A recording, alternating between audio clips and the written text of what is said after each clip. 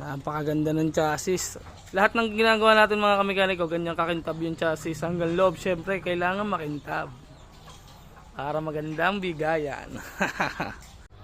So yun mga kamekaniko, magandang araw sa inyo. Ngayong araw naman ay magagawa naman tayo nung chassis nung nire-restore natin. At yun nga, napakita ko na sa inyo yung kanyang tangkay at maside cover, nalabos na natin. Yan, itong chassis, ang mga kamekaniko ay gagawin na natin. Kaso mga kamekaniko ay hindi ko na mapapakita sa inyo na nalinis. Nabugahan ko na nga pala siya ng anti-corrosion, hindi lang na-videohan mga kamekaniko.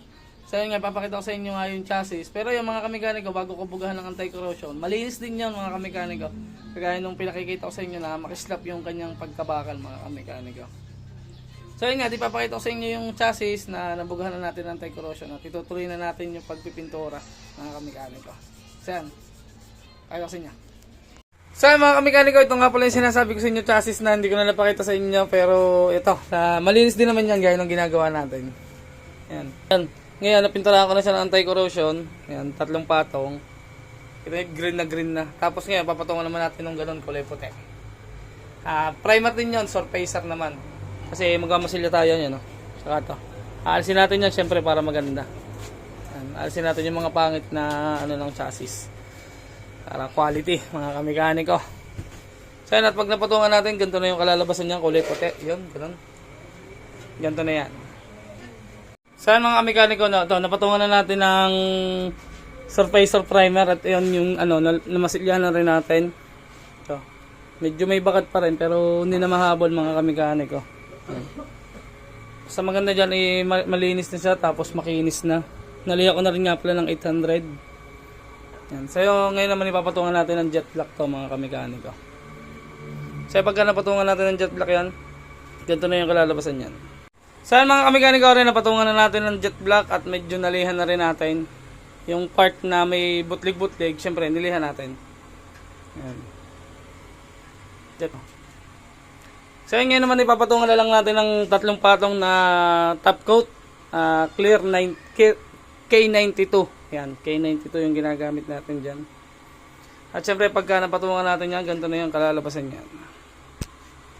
So mga kamekaniko, update nga pala doon sa chassis na ginawa natin kahapon. Yan, di ko na na-update. Ito, kinabukasan na. Nilabas ko sa painter mga kamekaniko. Ito na yung kalalabasan, pakita ko sa inyo. So mga kamekaniko, ito na yung kalalabasan ng chassis. Yan. Ganyan na siya kakintab mga kamekaniko. Lagi naman natin ito pinakikita. Yan, sa mga nasalang di kayo magsawa kapapanood na carry restore ng ating chassis, carry repaint. Yan, para siyang powder coat pero hindi. Mas makisla pa sa powder coat. Hanggang loob. Yung nirepair natin dito, ayos na rin to. Hindi na kasi halata. Yan. Tingnan ko nalabasan mga kamekaniko ng chassis. Medyo hindi lang kita yung kislap kasi kulimlim ngayon, oh. Yan. Yung kanalabasan. Napakaganda ng chassis. Lahat ng ginagawa natin mga kamekaniko, ganyan kakintab yung chassis. Hanggang loob, syempre, kailangan makintab. Para magandang bigayan. Alright. Napakaganda. Basta, napakita ko na sa inyo. Tuyo na rin yan mga kamekaniko. Tuyo na rin.